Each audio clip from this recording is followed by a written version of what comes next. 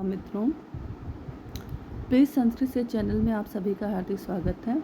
मैं पुनः उपस्थित हूँ संस्कृत व्याकरण प्रवेशिका जो कि बाबूराम सक्सेना ने लिखी है, उसका पार्ट 2 लेकर के। आइए, हमने जहाँ तक मूल ग्रंथ को पढ़ा था उसके आगे पढ़ते हैं।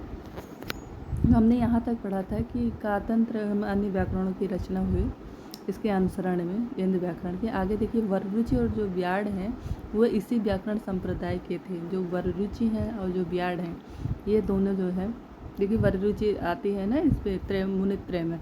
वररुचि का पूछा जा सकता है, इम्पोर्टेंट है कि किस संप्रदाय के हैं। तो वररुचि जो है वो इंद्र संप्रदाय के हैं। इंद्र व्याकरण की मुख्य विशेषता आगे कह रहे कि इंद्र व्याकरण की मुख्य विशेषता यह है कि इसकी परिभाषाएं पाणिनि, आगे की स्लाइड में देखेंगे।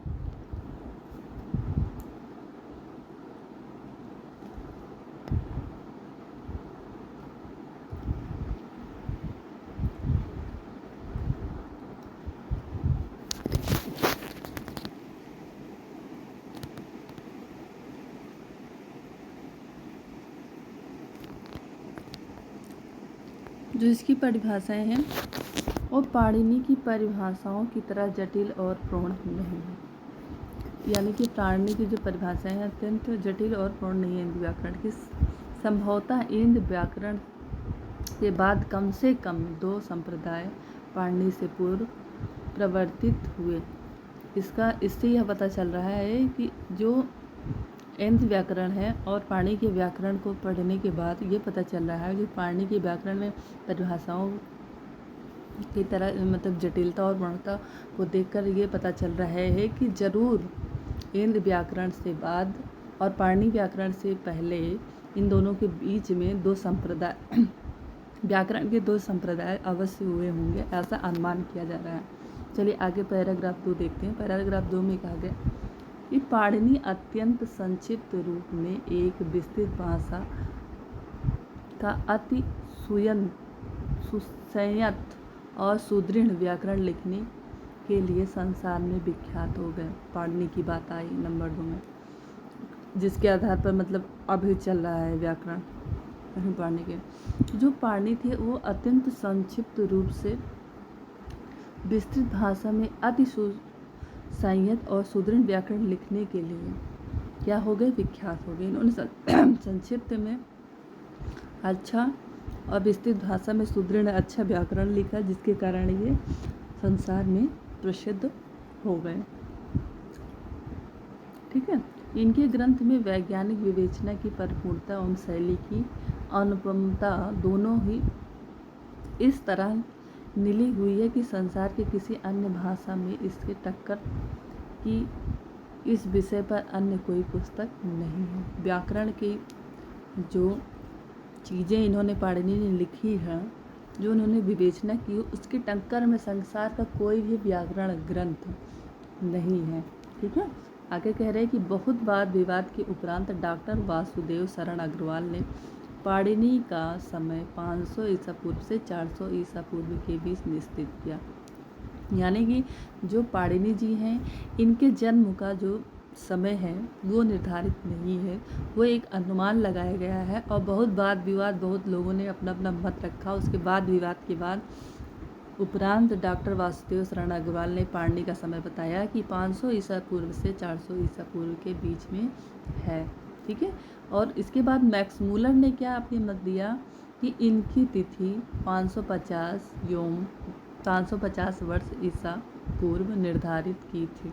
जो मैक्स मूलर हैं उन्होंने, जो वासुदेव शरण अग्रवाल उन्होंने 500 से 400 ईसा पूर्व मध्य बताया, लेकिन जो मैक्स मूलर हैं उन्होंने इनकी तिथि, जन्म की तिथि 550 ईसा पूर्व निर्धारित की। यानी कि इनके जन्म के विषय में 2 प्रामाणिक समय बताया गया है।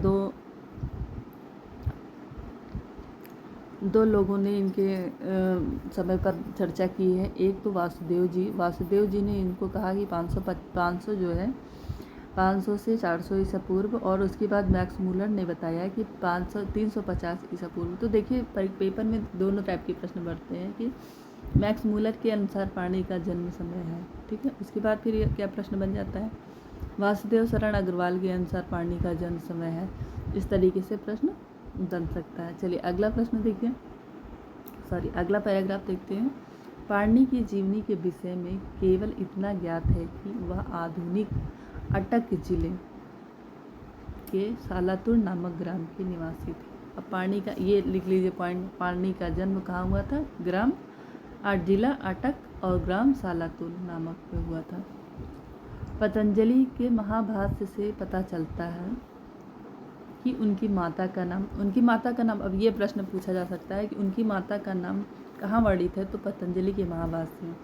पतंजलि के महाभाष्य जब पढ़ेंगे तो उस महाभाष्य से पता चलता है इनकी माता कौन थी? दाक्षी था। इनकी माता का नाम दाक्षी था। और एक ग्रंथ और है, कथा सहित सागर के चतुर्थ तरंग की एक कथा के अनुसार वह उपवर्ष के शिष्य थे, यानी इनके गुरु जो थे इनका नाम उपवर्ष था। ऐसा कथा सहित सरित सागर में वर्णित है चतुर्थ तरंग में कि इनके गुरु का नाम उपवर्ष या उपवर्ष था। कात्यायन ब्याडी इंद्रदत्त के समकालीन थे तथा पंचतंत्र के एक श्लोक के अनुसार इनकी मृत्यु व्याघ्र के हाथों हुई। पंचतंत्र में एक श्लोक लिखा गया है जिस श्लोक से ज्ञात होता है कि जो पाणिनि थे उनकी मृत्यु व्याघ्र के हाथों हुई थी। पाणिनि अध्ययन में अधिक प्रखर थे, मतलब पढ़ने लिखने में। भैया इतना बड़ा व्याकरण ग्रंथ रचे हैं तो जाहिर सी बात है बुद्धिजीवी तो रहे ही होंगे। इससे कुछ निराश होकर उन्होंने तपस्या की। पाणिनि के अध्ययन के अधिक प्रखर थे, अध्ययन में बहुत प्रखर थे, लेकिन बुद्धिजीवी तो होंगे ही। लेकिन एक दंती प्रसिद्ध है, एक चीज़ इनके बारे में प्रसिद्ध है कि इनके इन्होंने कुछ निराश होकर उन्होंने तपस्या की।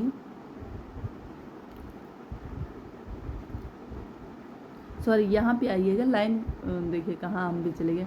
पाणिनि प्रखर बुद्धि के थे लेकिन बाद में हुए। शुरुआती दौर में इनको क्या होता है, पाणिनि प्रखर बुद्धि के नहीं थे, मतलब यानी इनकी बुद्धि इतनी अच्छी नहीं थी। इसमें वो कुछ निराश होकर तपस्या की, क्योंकि उनके गुरु के पास गए। गुरु ने कहा देखो तुम पूजा पाठ करो, अब तुम्हारी बुद्धि इस काबिल नहीं है, इतनी प्रखर नहीं है। तो वो खिन्न होकर फिर तब भगवान पूजा पाठ करो, हो सकता है भगवान प्रसन्न होकर तुमको तुम्हारी बुद्धि को बढ़ा दे, ऐसा गुरु द्वारा कहा जाता है। तो निराश हो जाते हैं, निराश होकर तपस्या की और भगवान शंकर को प्रसन्न करके उनके डमरू से निकलते हुए ध्वनि समूह को 14 महस्ता सूत्र मानकर, जो संभवतः पाणिनि के 14 महेश्वर नाम वाले अथवा महेश्वर सूत्र गुरु द्वारा पाणिनि को व्याकरण रचना के निमित्त मार्गदर्शन के लिए निर्मित प्रतीत होते हैं। उन्हीं के बनाए मार्ग पर पाणिनि ने समस्त अष्टाध्यायी बनाई, और जो महेश्वर सूत्र उन्होंने बनाया उन्हीं के मार्ग पर उन्होंने अष्टाध्यायी बनाई। ठीक है, अष्टाध्यायी को लिखा। अष्टाध्यायी में 8 अध्याय हैं। रूपरेखा गुरु की ही बनाई समझ पड़ती है। जो रूपरेखा है यानी इनके गुरु जी हैं, जो इन्होंने रूपरेखा बनाई वो इनके गुरु की ही बनाई समझ पड़ती है पाणिनि के। उस पर उन्होंने समस्त ग्रंथ की रचना की। ऐसी जनश्रुति है, ऐसा लोगों द्वारा कहा जाता है कि ये जो रूपरेखा बनाया गया गुरु के द्वारा बनाया गया, ऐसा लोगों में कहा जाता है।